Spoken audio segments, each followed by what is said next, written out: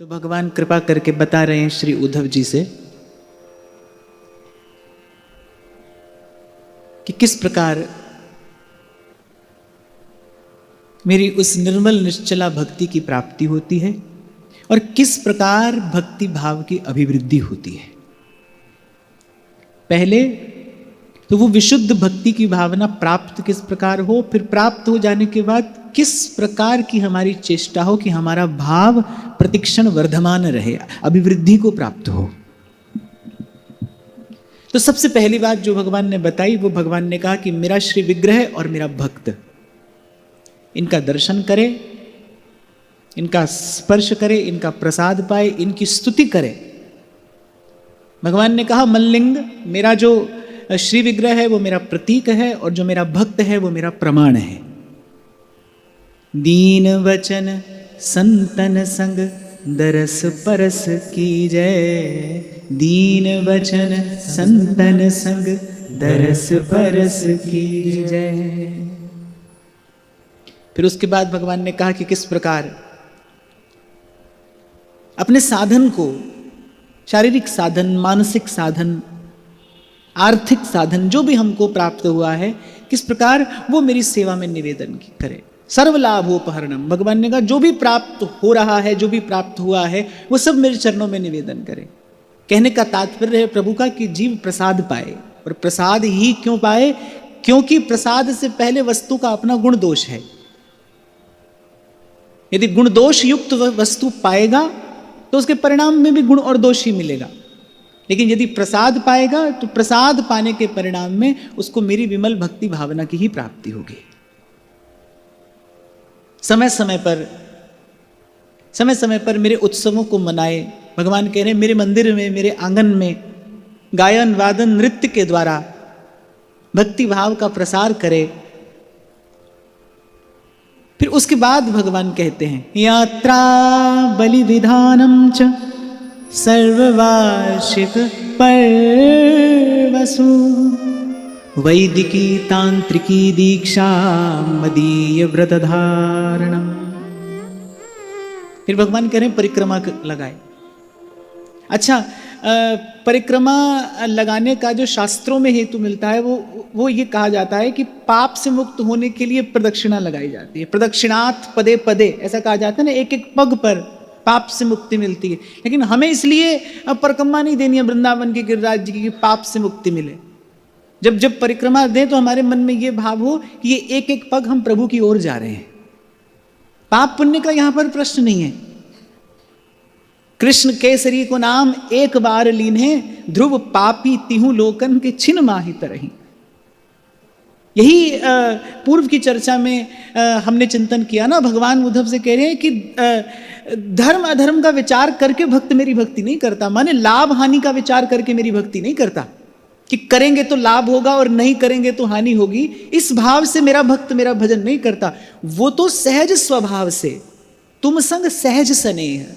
इसलिए मैं बार बार गाता हूं, आपसे भी गवाता हूं। गोस्वामी जी की पंक्ति मुझे बड़ी प्रिय है। इसमें गोस्वामी जी ये शब्द कहते हैं ना, तुम संग सहज स्नेह, माने जिस प्रीति का कोई हेतु ना हो, निष्कपट प्रीति, अहेतु की प्रीति, सहज स्नेह। माता बालक के ऊपर जो वात्सल्य रस की वर्षा करती है उसमें माता का कोई हेतु नहीं होता। माँ तो विवश है, बालक को देखते ही माँ के हृदय में वो वात्सल्य का भाव उमड़ पड़ता है, रोके नहीं रुकता। तो वो जो भाव है ना, वो माँ का स्वभाव है। ऐसे जब भगवान से प्रीति हमारा स्वभाव हो जाए, जब भजन हमारा स्वभाव हो जाए, अपने अपने भजन भाव को यदि बाहर प्रकट किया तो वो आपका प्रभाव बन जाएगा। और यदि आप उसे भीतर ले गए, आपने उसे भीतर ही भीतर पचाया, तो फिर वो आपका स्वभाव बन जाएगा, फिर भजन आपके स्वभाव में आ जाएगा। तो यहां भगवान यही कह रहे हैं कि भजन स्वभाव से करे, जो माने कोई हेतु ना हो। तो हमें भी जब कोई भी क्रिया करनी है, जब कोई भी सेवा हमें करनी है, तो किसी हेतु से नहीं करनी है। सहचरियां सतत सेवा में लगी हैं, किस लिए? केवल एक ही भावना है, हमारे प्रियालाल को सुख मिले, बस। तो यहां भगवान ने कहा कि ये जो प्रदक्षिणा है ये पाप मुक्ति के लिए नहीं, हम एक एक पग भगवान की ओर चल रहे हैं। ये एक एक पग जो हम बढ़ा रहे हैं, ये हम प्रभु की ओर बढ़ा रहे हैं। ऐसा भाव मन में रखने से, ऐसा भाव मन में रख कर और परिक्रमा लगाने से फिर हृदय में भगवान की भक्ति आती है, भक्ति का भाव पुष्ट होता है। फिर आगे भगवान कह रहे सर्ववार्षिक पर्वसु, वर्ष के जितने भी उत्सव हैं, अगर आपके पास कुछ पत्र पुष्प हैं तो पत्र पुष्प से ही उत्सव मनाइए, लेकिन उत्सव मनाना है। हम प्रभु के हैं, प्रभु हमारे हैं, हमको प्रभु का उत्सव मनाना है। देखो उत्सव का अर्थ क्या होता है? उत्सव का अर्थ होता है उत्थान। माने उत्सव के दिन जैसे हम विशेष पोशाक धारण कराते हैं, विशेष भोग श्री ठाकुर जी को निवेदन करते हैं, माने जो साधारण से कुछ विशेष है, उत्सव के दिन साधारण से कुछ विशेष हो जाता है। तो ऐसे उत्सव का अर्थ क्या है? जब आपके मन की जो भावना है, चित्त की वृत्ति है, वो साधारण ना रहे, वो साधारण से कुछ विशेष हो जाए। तो उत्सव मनाते मनाते क्या होता है? चित्त की वृत्ति का उत्थान होता है, इसलिए उत्सव है। और यहां तो भगवान की आज्ञा है, भगवान कह रहे हैं कि ऐसा करने से क्या होता है? मेरी भक्ति हृदय में आती भी है और फिर मेरी भक्ति का भाव हृदय में पुष्ट भी होता है। सर्ववार्षिक पर्वसु, ये भगवान के श्रीमुख वचन है कि सारे साल के जितने भी उत्सव हैं वो सब उत्सव मनाए, लाड़ से, चाव से, उत्साह से। फिर आगे बड़ी महत्वपूर्ण बात भगवान कह रहे हैं, वैदिकी तांत्रिकी दीक्षा मदीय व्रत धारणम। लेकिन ये सब करना कैसे है? आचार्य की शरणागति में रहकर करना है, माने मन माने ढंग से नहीं करना है। जिन लोगों के जीवन में आचार्य की शरणागति नहीं होती, उन लोगों के जीवन में मैं देखता हूं भाव तो है, लेकिन भाव की स्थिरता नहीं है, भाव का परिपाक नहीं देखा जाता। जैसे क्या होता है, कभी भगवान के बाल स्वरूप की सेवा कर ली, कभी भगवान के कैशोर स्वरूप की सेवा कर ली, कभी गोपी का भाव सुन लिया, कभी यहाँ निकुंज की भावना का सुख ले रहे, तो आप बोलो ये गलत है? नहीं, गलत तो नहीं है, अनुचित नहीं है, लेकिन इससे भावना पुष्ट नहीं होती, भाव स्थिर नहीं होता। इसीलिए भगवान ने कहा कि जो भाव आपको आचार्य प्रदान करे, उसी भाव में रहकर, उसी भाव में रमकर, उसी भाव में रंग कर मेरा उत्सव मनाना है। अब आपको अगर गोपाल जी का उत्सव मनाना है तो उत्सव है, लेकिन उत्सव मनाने की विधि कुछ अलग होगी। निकुंज में विराजमान प्रियालाल का कोई उत्सव हमें मनाना है तो उत्सव है, लेकिन उस उत्सव की विधि कुछ और होगी। मैं आपको कई बार एक उदाहरण दिया करता हूं कि एक 16 वर्षीय किशोर को जन्मदिन पर यदि चांदी का झुंझुना कोई लाकर दे दे, बोले ये हमारा प्रेम से दिया हुआ उपहार है, तो वो उपहार तो है, लेकिन भाई वो उस बालक के किसी काम का नहीं है, उसमें उसकी रुचि नहीं होगी, क्योंकि उसके काम का नहीं है। वो उसके स्वरूप के अनुरूप यदि वस्तु दी जाए तो फिर वो उसकी प्रसन्नता का कारण बनता है। ऐसे श्री ठाकुर जी के स्वरूप के अनुरूप हमें सेवा करनी है। मैं कई बार आपको निवेदन करता हूं, सेवा में उपस्थित होने के लिए अपने इष्ट, अपने आराध्य के स्वरूप और स्वभाव से परिचय होना बहुत आवश्यक है। हमारे इष्ट का क्या स्वरूप है, हमारे इष्ट का क्या स्वभाव है, क्या रुचता है हमारे प्रिया प्रीतम को। और ये भाव भावना कहां से प्राप्त होगी, ये पद्धति कहां से प्राप्त होगी? आचार्य की शरणागति से। इसलिए भगवान ने ये सब बात पहले कहकर फिर भगवान करे, लेकिन ये सब काम करना कैसे है? इसलिए अपने गुरु की चरण शरण में रहकर करना है, गुरु के मार्गदर्शन में रहकर करना है। हमारे यहाँ कहते हैं ना, कोई भी वस्तु श्री जी को निवेदन करनी हो तो वो सीधे नहीं ले जाई जाती प्रिया जी के पास, वो पहले अपनी गुरु सखी के हाथ में निवेदन की जाती है, वो जाकर श्री जी के चरणों में निवेदन करते हैं। माने गुरु के अनुगत्य में रहकर सेवा करनी है। पूर्व भी मैंने आपको श्रीमद् भागवत के अनुसार ही निवेदन किया था। श्रीमद् भागवत कहती है, यत् श्रद्धया श्रुतवत्या च भक्त्या समृज्यमाने हृदये वधाय। भक्ति जो शुद्ध शास्त्र से सम्मत हो, हमारी भावना कैसी हो? जो हमारी आचार्य की परिपाटी के अनुकूल हो। बहुत बार देखने में आता था पहले कि उपासना तो कर रहे राधा वल्लभी परिपाटी से, फिर घर में सेवा कर रहे हैं गोपाल जी की, तो बोले महाराज ये ठीक नहीं है क्या? अब ठीक गलत का प्रश्न नहीं है भाई, ठीक और गलत का प्रश्न नहीं है, उचित अनुचित का प्रश्न नहीं है, हमारे आचार्य की परिपाटी के अनुरूप नहीं है। यदि आप अपनी उपासना में उन्नति चाहते हैं, यदि आप अपनी भावनात्मक प्रगति चाहते हैं, फिर भाई आपको आचार्य के अनुशासन में ही रहना होगा, तभी उन्नति संभव है। नहीं तो भाई वैसे तो भगवान का भजन किसी भी भाव से करो, यहां उचित अनुचित का प्रश्न नहीं है। लेकिन यदि हम अपनी भावनात्मक प्रगति चाहते हैं, फिर उसके लिए आचार्यों का एक अनुशासन है, एक आचार संहिता है, उसी के अनुकूल अनुरूप रहकर यदि साधन किया जाए फिर उन्नति होती है, फिर श्री ठाकुर जी के स्वरूप का प्रकाश होता है। तो श्री ठाकुर जी ने यहां कहा कि वैदिकी तांत्रिकी दीक्षा, माने गुरुजनों से दीक्षा ग्रहण करके फिर उपासना की पद्धति सीखी जाए।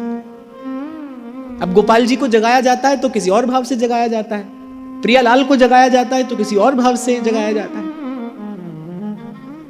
अब दूर से देखोगे तो सब एक सा मालूम पड़ेगा, लेकिन थोड़ा निकट जाकर देखोगे तो वो जो सूक्ष्म सी विविधता है, विशिष्टता है प्रत्येक उपासना की, वो गुरुजनों से सीखी जाती है। उसको गुरुजनों से सीख कर ही ग्रहण करना चाहिए। और फिर भगवान करे मदीय व्रत धारणम, यानी जीवन में एक जीवन व्रत हो।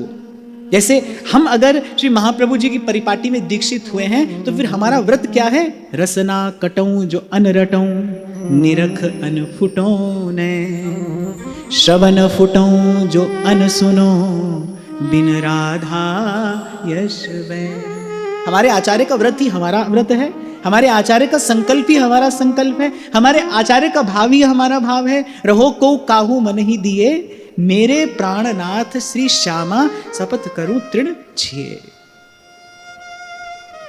जब दीक्षा होती है ना तो एक प्रकार से एक व्रत ही धारण कराया जाता है। हाँ, लेकिन ये मैं आपसे कई बार निवेदन कर देता हूं, भाई हमारे यहां कोई ऐसा व्रत नहीं है जो सुबह ले लिया जाए शाम को उसका पारण कर दिया जाए। यहां तो जीवन व्रत है।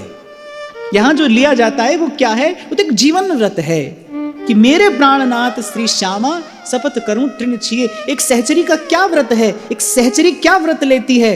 उच्छिष्टामृत भुक्तवैव। हे स्वामिनी, मैं आपका उच्छिष्ट ही पाऊंगी। चरितम श्रृणवम स्तवैव स्मरन, और केवल आपके ही दिव्य चरित का श्रवण करूंगी। गायन दिव्य गुणस्तवैव, आपका ही गुण गाऊंगी। रसदे पश्यम तवैवाकृतिम, और आपकी ही सरस मूर्ति का, आपके ही सरस विग्रह का दर्शन करूंगी। पादाम्भोज रजस्तवैव विचरन कुंजस्तवैवालयान। श्री राधे तनुवांग मनोभिर्मलैः सोहम तवैवाश्रितः। मनसा वाचा कर्मणा आप पर ही आश्रित हूं। आपका ही प्रसाद पाएंगे, आपका ही दर्शन करेंगे, आपका ही गुण गाएंगे, आपकी ही सेवा करेंगे, आपकी ही सेवा की अभिलाषा से अपने हृदय का श्रृंगार करेंगे। सोवत जागत रटूं निरंतर, राधा राधा राम।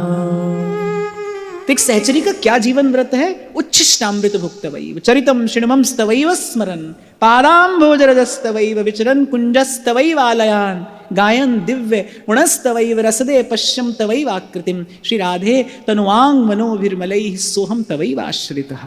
ऐसे जीवन व्रत धारण किया जाता है। जब गुरु के चरणों में ये मस्तक रखा जाता है ना, फिर एक जीवन व्रत लिया जाता है। क्या दोगे गुरु को? गुरु को वचन दिया जाता है कि अब से ये जीवन आपका है।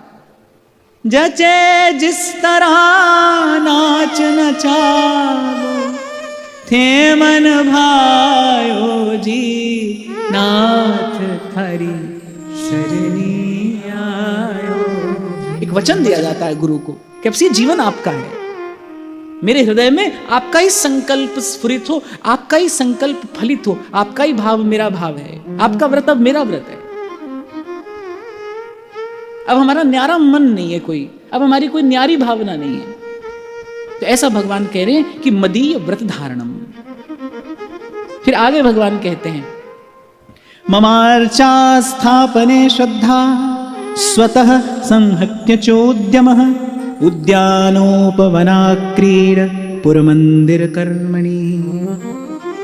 फिर यहां भगवान ने कहा कि अगर आपके पास साधन है, आपके पास में संपत्ति है, तो फिर भगवान कह रहे हैं कि मंदिर बनाकर उसमें मेरे विग्रह की स्थापना करें और जीवन पर्यंत उसकी सेवा होती रहे, कुछ ऐसी व्यवस्था करें। यदि आपके पास साधन है, संपत्ति है, तो भगवान कह रहे हैं भाई फिर इस प्रकार मेरी सेवा करे और कराए। कल भी मैंने आपको कहा था, संपत्ति को यदि सेवा में नहीं लगाओगे तो संपत्ति संसार में लगा देगी, क्योंकि संपत्ति में शक्ति है, उसमें एक ऊर्जा है। यदि आपने सही समय पर उसका सदुपयोग नहीं किया तो वो आपके मन की वृत्ति को संसार में जाकर लगा देगी। तो इसलिए यदि प्रभु ने साधन दिया हो, प्रभु ने संपत्ति दी हो, तो फिर उसका इस प्रकार से सदुपयोग करना चाहिए। और ये किसी और की कही बात नहीं, ये भगवान की कही बात है। भगवान उद्धव जी से बता रहे हैं कि उद्धव, यदि किसी के पास साधन है, कोई समृद्ध है, कोई संपत्तिवान है, तो फिर क्या करे कि मेरे विग्रह की स्थापना कराए और फिर जीवन पर्यंत उसकी सेवा की व्यवस्था करे। ममार्चा स्थापने श्रद्धा, स्वतः संहत्य चोद्यमः, और भगवान के लिए स्वयं भी सेवा करे, स्वयं परिश्रम करे। फिर एक और बात भगवान यहाँ पर बड़ी सुंदर कह रहे हैं। भगवान कह रहे हैं मेरे लिए कहीं पुष्पों की वाटिका लगाए, कहीं फलों का बाग लगा दे। ये बात भगवान कह रहे हैं पुर मंदिर कर्मणि। और हमारे आचार्य की उपासना में तो सबसे बड़ी सेवा ही यही है। मैं तो बार बार आपसे कहता हूं ना, जब मुझे अवसर मिलता है मैं कहता हूं आपके पास यदि साधन हो तो फिर वृंदावन के रज और रूख की सेवा करो, वृंदावन की लता पता की सेवा करो, तरु लता की सेवा करो। इससे अधिक प्रसन्नता श्री जी को और किसी प्रकार नहीं मिल सकती कि वृंदावन की तरु लता की सेवा। और आज जैसी विकट परिस्थिति है, आज जैसा विपरीत समय में है, तो आज के समय में तो भाई वृंदावन में एक लता वृक्ष लगाना भी बहुत बड़ा यज्ञ है। ये श्री जी की बहुत बड़ी प्रसन्नता का कारण बन सकता है, हेतु हो सकता है। जो वृंदावन में केवल भजन करने आए हैं, जो वृंदावन में केवल भजन के भाव से रह रहे हैं, वो कभी कभी बड़े निराश और हताश देखे जाते हैं, क्योंकि आज वृंदावन में वैसा वातावरण दिखाई नहीं पड़ता जैसा कभी दिखाई पड़ता था। क्या व्यास जी वर्णन करते हैं, वृंदावन की शोभा देखत मेरे नैन सिरात। वृंदावन की शोभा का दर्शन करके रसिक ये गाते हैं, अरे कहा करूं वैकुंठ ही जाए, जहां नहीं जल जमुना को निर्मल और नहीं कदम्ब की छाएं। ऐसा दर्शन रसिकों ने किया और वृंदावन की शोभा के सन्मुख उन्होंने वैकुंठ को भी ठुकराया है। आज वैसा दर्शन नहीं होता। पर देखो, मैं तो इसमें किसी का दोष नहीं मानता, मैं तो कहता हूं हमारे भाग्य में यही होगा। और मैं तो ये भी कहता हूं आज ये जो दिख रहा है, हो सकता है कल ये भी दिखाई ना पड़े। मैं इसके साथ साथ ये भी कह रहा हूं कि वृंदावन की वस्तु शक्ति ज्यों की त्यों है। वृंदावन का बाहरी कलेवर जैसे भी बदल रहा हो, पर वृंदावन की जो वस्तु शक्ति है वो ज्यों की त्यों है, क्योंकि वो माया और काल के प्रभाव से परे है। तहां न कबहू लगत है महाप्रलय की पौन। न्यारो है सब लोकते वृंदावन निज गेह, खेलत लाडली लाल जहां भीजे सरस स्नेह। हाँ, पर वृंदावन की उस वस्तु शक्ति, वृंदावन के उस नित्य सूक्ष्म स्वरूप का अनुभव करने के लिए हमें क्या चाहिए? उसके लिए हमें आचार्य द्वारा प्रदत्त वो भाव के भरे नेत्र चाहिए, जिसको महाप्रभु जी कह रहे हैं निरख नैन हरिवंश। श्री नंददास जी अपनी पंचाध्यायी में कहते हैं, बिन अधिकारी भय नहीं वृंदावन सूझे। अधिकारी के सन्मुख वृंदावन अपना वैभव प्रकट करता है। हाँ, पर हम लोग तो स्थूल मन बुद्धि वाले लोग हैं, तो स्थूल वातावरण जो है उसका भी हमारे तन मन पर सीधा प्रभाव पड़ता है। कहीं सघन वृक्षावली देखें, सुंदर तरुलताएं देखें और सुंदर सुकोमल रज बिछी हो, तो वहां पर बैठकर भजन करने का मन होता है कि नहीं होता? वो भजन भाव का उद्दीपन तो कराता ही है। और इसके लिए मैं व्यासपीठ से बहुत बहुत बार प्रणाम करते हुए कोटि कोटि धन्यवाद देना चाहता हूं तटिया स्थान के संतों की परंपरा को, जिन्होंने वृंदावन की इस दिव्य संपत्ति को सुरक्षित रखा है, आज तक संजो कर रखा है। जो मन प्राण से आज भी वृंदावन की रज और वृंदावन की तरुलताओं की सेवा कर रहे हैं। तो यदि आपको अनुकूलता हो, थोड़ा घना जैसा भी आपसे बन पड़े, जहां आपका मन हो, जहां आपकी इच्छा हो, वृंदावन में तरुलता की सेवा करिए। नहीं तो जहां जहां आप रहते वहीं वहीं अपने आंगन में एक एक वृक्ष तो जरूर लगाइए। देखो, श्री ठाकुर जी ने भी कहा, ये पुराणों का भी वाक्य है। भगवान कह रहे, अहम वृंदावनम परित्यज्य पादमेकम न गच्छति। और अगर हम शास्त्र पुराण की बात न भी सुने तो भी हमारे आचार्य का वाक्य है। महाप्रभु जी कह रहे हैं, यद वृंदावन मात्र गोचरम हो। जो रस केवल वृंदावन में ही, जिसका अनुभव और दर्शन आस्वादन संभव है केवल वृंदावन में। प्रियाजू का जो निकुंज भवन है वो कैसा है? वो सोने और चांदी का महल है, ऐसी बात महाप्रभु जी नहीं कहते। देखत नव निकुंज सुन सजनी, लागत है अति चारु, माधवी का केतकी लतालय रचो मदन आगारु। महाप्रभु जी कह रहे, माधवी और केतकी की लताओं से ही सुंदर कुंज ग्रह की रचना हुई है। श्रीमद् सुधा निधि में, 84 जी में पदे पदे महाप्रभु जी ने वृंदावन की इसी वैभव को गाया है, इसी वैभव को बताया है। यही वृंदावन का वास्तविक वैभव है। वृंदावन के तरुलता, वृंदावन की ये वृक्ष बेली वल्लरियां, ये प्रिया प्रीतम के प्राण हैं। श्री जी अपने नेत्र कमलों से, अपने कर कमलों से, प्रेम से, भाव से इनका सिंचन करती हैं। श्री जी का प्रेम है वृंदावन की तरुलताओं के प्रति। अरे ध्रुवदास जी तो यहां तक कहते हैं कि गावत वृंदा विपिन गुण, नवल लाडली लाल, सुखद लता फल फूल द्रुम, अद्भुत परम रसाल। सुखद लता फल फूल द्रुम। और फिर यहां भगवान कह रहे हैं ऐसा करने से क्या होता है। भगवान कहते हैं ऐसा करने से मेरी भक्ति हृदय में आती है, मेरे भजन भाव की, भक्ति भाव की, और उस निर्मल विमल भक्ति भाव की पुष्टि होती है। नहीं तो जहां जहां रहते हो ना, जिस भी नगर ग्राम में आप रहते हैं, वहीं अपने घर में वृंदावन की किसी कुंज की भावना करते हुए, पर जैसे एक वैष्णव के घर में तुलसी का थामरा जरूर होना चाहिए ना, एक वैष्णव के घर में तुलसी जरूर हो, तभी वो वैष्णव है। हनुमान जी ने तो तुलसी के पौधे से ही पहचाना कि यहां पर कोई वैष्णव रहता है। लंका निश्चर निकर निवासा, यहां कहां सज्जन करिवासा। ये क्या देखा हनुमान जी ने? तुलसी देखी।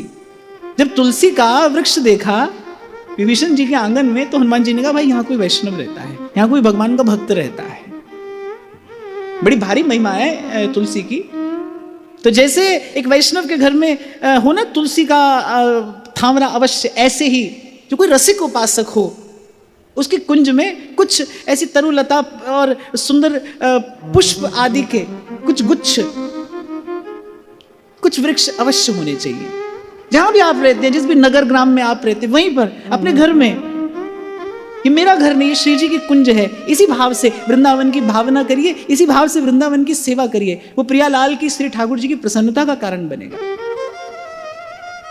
और वृंदावन में ऐसी सेवा हो सके, फिर कहना क्या। ये तो वृंदावन का प्राण तत्व है। वृंदावन के रूख हमारे मात पिता सुत बंधु, ऐसा व्यास जी कहते हैं। व्यास जी तो कहते हैं इन्हें पीठ दे अनत दीठ करे, सो अंधन में अंध।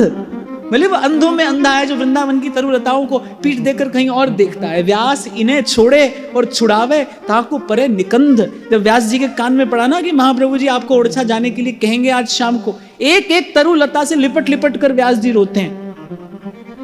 व्यास जी कह रहे हैं आप चाहें तो मुझे वृंदावन का आश्रय मिल सकता है, आपकी छाया में पड़ा रहूंगा।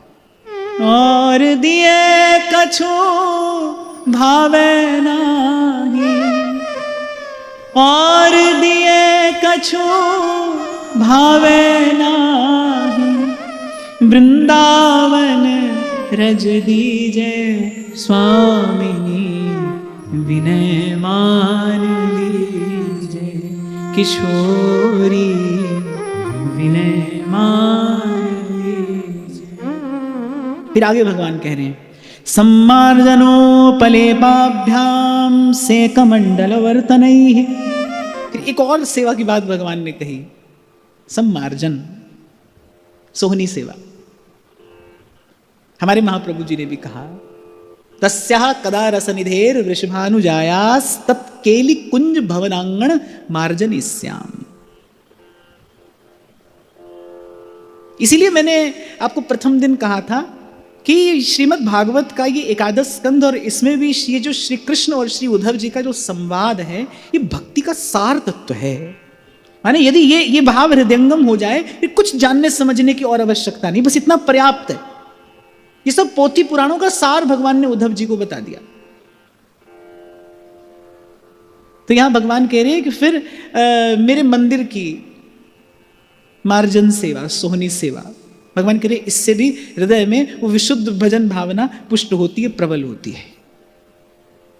और हमारे यहाँ तो रसिकों ने अपना आंचल फैला फैला कर श्री जी से यही याचना की है, राधा जो मुंह पे आज ढरो। ये शायद श्री हनुमान प्रसाद पोद्दार जी का ये पद है। वो कहते हैं राधा जो मुंह पे आज ढरो और राखो सदा निभृत निकुंज में झाड़ूदार बरो। राधा जो मुंह पे आज ढरो, झाड़ूदार बरो। बोली सखी तो सोहनी महिमा कहते कहते बहुत कुछ कह जाती है। और स्वयं श्री महाप्रभु कह रहे हैं कि हे स्वामिनी, कब ऐसा दिन आए जब आपके कुंज भवन के आंगन में मैं ये सोहनी की सेवा करूं। फिर भगवान कह रहे हैं कि मेरे मंदिर के प्रांगण में सोहनी की सेवा, आंगन लीपने की सेवा, लेपाभ्याम। फिर एक और सेवा भगवान बता रहे हैं, रंगोली बनाने की सेवा। मंडल आदि की रचना करने की सेवा, तो माने जो जो आपको अनुकूल हो, जो आप सहजता से कर सकते हो। इस प्रकार भगवान कह रहे मेरे मंदिर की सेवा, पर भगवान कह रहे कैसे? अमानी होकर। कभी कभी लोग फोटो खिंचवाने के लिए भी हाथ में झाड़ू पकड़ लेते हैं, ऐसा भी होता है। और आज तो बड़ी दुर्दशा है भाई कि महाराज जी सोनी सेवा करते हुए, महाराज जी चंदन घिसते हुए, महाराज जी ऐसा करते हुए, महाराज जी वैसा करते हुए, ये जो ऐसी ऐसी दिव्य भगवान की सेवाएं हैं, ये चौक चौराहे पर प्रदर्शन करने के लिए नहीं है। अभी मैं ही कुछ दिन पहले बरसाना गया, तो मन तो ये था कि कुछ देर वहाँ अटारी पर और बस श्री जी के सन्मुख बैठ जाएंगे, पर मोबाइल फोन कहाँ बैठने देते हैं। मुझे तो लगता है महाराज जी मंदिरों में बड़ी सख्ती से इसका निषेध होना चाहिए। जिन जिन मंदिरों में इसका निषेध है वहां पर अभी मर्यादा सुरक्षित है। हम श्री नाथ द्वारा में श्रीनाथ जी के मंदिर में दर्शन करने जाते हैं, लाखों लोग वहां पर भी नित्य दर्शन करते हैं, लेकिन वहां बड़ी बड़ी सख्ती से इस बात का निषेध है। तो वो मंदिर के भीतर की जो मर्यादा है, जो वो आचार विचार है, वो अभी तक सुरक्षित है। बड़ी सख्ती से इसका निषेध होना चाहिए मंदिरों में। यदि हम मंदिर की मान मर्यादा की रक्षा चाहते हैं तो ये अवश्य होना चाहिए। 5 मिनट आप मानेंगे वहां पर बैठना कठिन था। 5 मिनट, कोई यहां से आता है, कोई वहां से आता है। और फिर उसके बाद मैं जब आगे प्रणाम करने के लिए गया तो कोई आए मेरे पास, बोले आइए श्री जी की चौखट पर थोड़ा इत्र सेवा कर लीजिए। मैं तो बड़ा प्रसन्न हो गया कि देखो हमको सेवा करने का अवसर मिला। वो तो मुझे बाद में पता चला वो वीडियो बन रहा था कहीं पर चलाने के लिए। जब मैंने देखा तो मुझे बड़ा दुख हुआ। और आज प्राय करके तो खूब देखा जाता है। यहां तक तो आप बता रहे हैं महाराज जी चंदन घिसते हुए, महाराज जी सोनी करते हुए। यहां भगवान ने इस बात को स्पष्ट किया है, गृह शुश्रूषणम मह्यम दास वद्यद अमाया, अर्थात अमानी रहकर। सेवा तो लुक छिप कर की जाती है, खबर ना पड़े किसी को। कहते हैं कि महाराजा अम्बरीश जब सेवा करते थे अपने भगवान की, तो श्रीमद् भागवत में ही ऐसा वर्णन आता है कि चक्रवर्ती सम्राट हैं, पर अपने भगवान के निज मंदिर की सोहनी सेवा, आंगन लीपने आदि की सेवा भी स्वयं करते हैं। तो कहते हैं कि जब उनकी जो छोटी रानी थी, जो परम भक्ता थी, उसने क्या किया, वो चुपके से आकर और उनके श्री मंदिर में सोहनी लगा जाती थी। तो महाराजा अम्बरीश ने एक दिन छुप कर देखा, भाई हमारी सेवा की चोरी कौन कर रहा है। ऐसे लुक छिप कर भगवान की सेवा की जाती है। जिस भी भाव का आप गोपन करेंगे उसी की वृद्धि होगी, और जिस भी भाव को आप संसार के सामने उजागर कर देंगे वो शिथिल पड़ जाएगा। इसमें कोई संशय नहीं है, कोई संदेह नहीं है। ये जो बड़े लोग कहा करते थे ना कि दायां हाथ दे तो बाएं को खबर ना पड़े, उसका अर्थ क्या होता था कि गुप्त रीति से दिया जाए। सेवा गुप्त रहकर की जाती है। तो प्रकट करने से पुण्य भले मिले, लेकिन भाव नष्ट हो जाता है।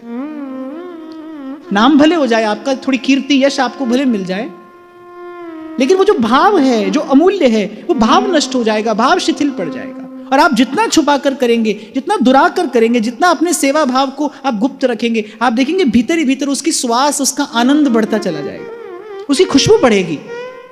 इसलिए मैंने आपसे आरंभ में कहा, अपने भजन को प्रकट कर दोगे तो प्रभाव बन जाएगा, भीतर रखोगे तो स्वभाव बन जाएगा। और फिर यहां तो भगवान कह रहे भाई करे, पर कैसे करे, इस प्रकार दासवत, सेवक होकर। मैंने अखबार में चित्र छपाने के लिए नहीं करना है, ये सारा संसार में देखेगा इसलिए नहीं करना है। और आज तो देखकर बड़ा आश्चर्य होता है कि जो अच्छे अच्छे भजन करने वाले लोग हैं वो भी सब यही कर रहे हैं। यही वृंदावन में ही देखने में आता है, जो अच्छे अच्छे भजन करने वाले लोग हैं, जो अच्छी बात कहने वाले लोग हैं, जो शास्त्र पुराण पढ़े हुए लोग हैं, वो भी ऐसा काम कर रहे हैं। पर यहां भगवान कह रहे हैं कि ऐसा करने से भजन भावना की हानि होती है। भगवान ने कहा ऐसी सेवा हमें प्रिय नहीं है। ऐसे जो अपने नाम या फिर किसी दाम के लोभ से की जाए, भगवान कह रहे हैं वो प्रदूषित सेवा है, वो सेवा की भावना प्रदूषित हो जाती है। फिर आगे भगवान कहते हैं, अमानित्वम अदम्भित्वम कृतस्या परिकीर्तनम अपि दीपावलोकम में नोपयुञ्जा निवेदितम। तो फिर भगवान कह रहे हैं भाई ये सब सेवा हमने बता दी, पर ये सब सेवा करना कैसे? अमानित्वम अदम्भित्वम, अमानी रहकर। कहो नानक सब तेरी वड्याई, कोई नाम न जाने मेरा। मैं तो बरसों से आपसे कहता हूं शुभ कर्म करे, धन्यवाद करिए, प्रभु ने आपको चुना इसके लिए। कोई भी करता भाई। भक्त लोग कहते हैं जिनकी मात्र कृपा दृष्टि से सकल विश्व को पलते देखा। यदि आप किसी को भोजन दे रहे हैं ना, तो धन्यवाद करना कि प्रभु ने आपको यह अवसर दिया है। नहीं तो तीनों लोगों का पोषण एक उनकी कृपा दृष्टि मात्र से हो जाता है। उनको किसी की आवश्यकता नहीं है। सारी सृष्टि का मंगल और कल्याण करने के लिए प्रभु अकेले पर्याप्त हैं, और अकेले ही कर रहे हैं। कौन है उनके अतिरिक्त करने वाला? श्री कृष्ण के अतिरिक्त और दूसरी सत्ता है कौन सी? किसकी है? एको हम द्वितीयो नास्ति। यदि हम प्रभु के कार्य में निमित्त बन रहे हैं तो इसके लिए तो धन्यवाद होना चाहिए। झुक कर, विनम्र होकर, देनहार कोई और है, सदा स्मरण रहे, भेजत जो दिन रहे, लोग भरम हम पे करें, तासो नीचे न। देखो किसी की वस्तु देकर यदि आपको यश मिल रहा है ना, तो वो चोरी का यश है, अगर आप उसे ले लेते हैं तो। श्रेष्ठ जन कहते हैं नहीं प्रभु, इसलिए लज्जा से हमारे नेत्र झुक रहे हैं कि दे तो आप रहे हैं और संसार समझ रहा है कि हम दे रहे हैं। लोग भरम हम पर करें, तासों नीचे नयन। इसलिए ये जो नेत्र हैं लज्जा से झुक रहे हैं। यश हमारा नहीं, ये हमारे हिस्से का नहीं है।